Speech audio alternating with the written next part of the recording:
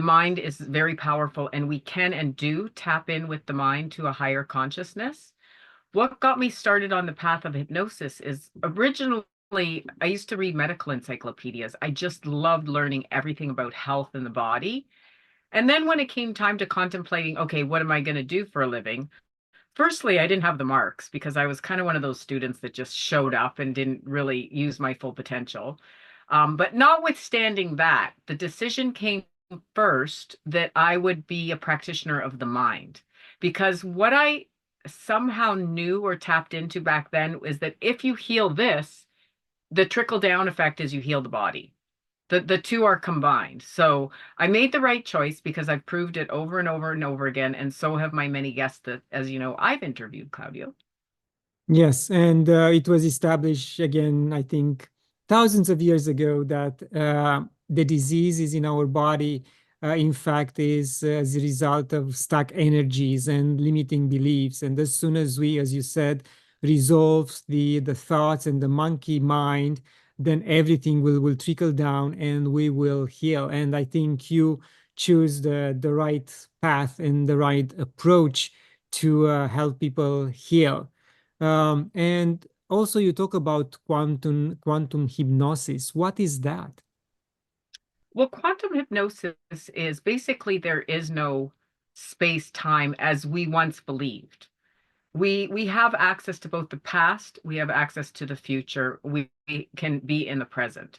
So, for example, when shamans do their healing, they go up into another dimension, they heal it there, and then it trickles again, everything is a trickle down effect. It trickles down into the person they're working with on the, let's call it the earth realm, for lack of a better word.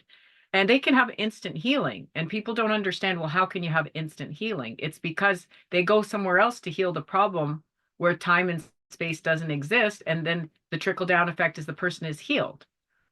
So I find that whether I'm bringing someone into the future and having them behave much like a remote viewer, or more importantly, we clear up their past. Because when you clear up the past, then your pathway to manifest your future is clear, right? Because you're clearing up all the blocks, the limitations, the beliefs that you have about yourself, the beliefs that you have about your health and well-being. And at the mind body level, which is the unconscious level, the mind and the body are actually intertwined. So whenever I'm working with someone on a specific illness, we just go right in with the unconscious and we talk to the part of them that knows what the illness is, why it was created, what kind of emotional health is there in the cells or the body, and what we need to do to fix it. And believe it or not, the unconscious, the higher self, the part that knows about the disease will actually tell you it's the solution and how to heal it. So Yes, all the answers are contained within us.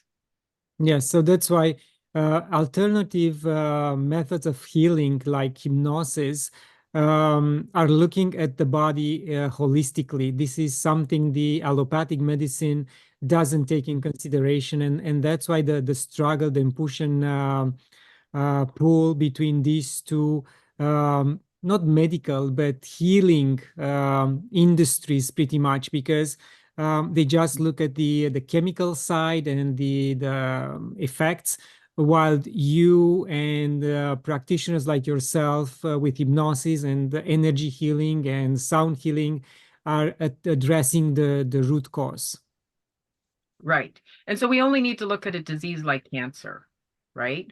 So cancer, how when they people do recover and they reflect deeply on the disease, there was a win in the end for them by having the disease. Even Lance Armstrong, the famous bicyclist, he said cancer was the best thing that ever happened to me because it taught me to be a better human being.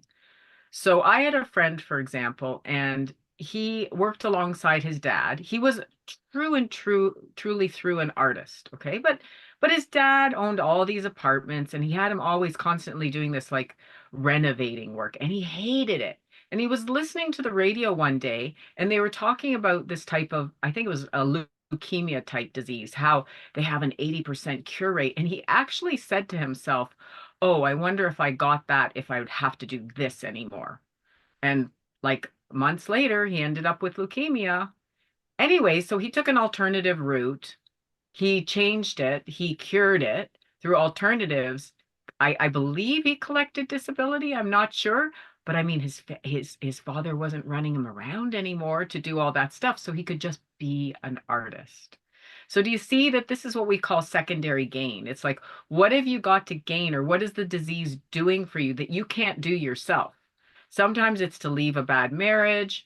Sometimes it's to leave a job. It's like our logical mind is saying, but I got a really good government job. I got benefits. I got this. But people literally grind their teeth at their job all day. They're like, I hate this. I hate this. I hate this. But I have to do it. I have to do it because I have no other choice.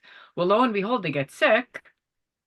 And I think the people that take the illness as some kind of warning or some like not warning, that's the wrong word. Lesson. Symptom is a communication that something's not right in your body. Okay. And a lot of times, I'm not going to say all the time, but a lot of times, if you follow your heart's passion or your truth or your authenticity, you know, there's a much higher rate of getting better.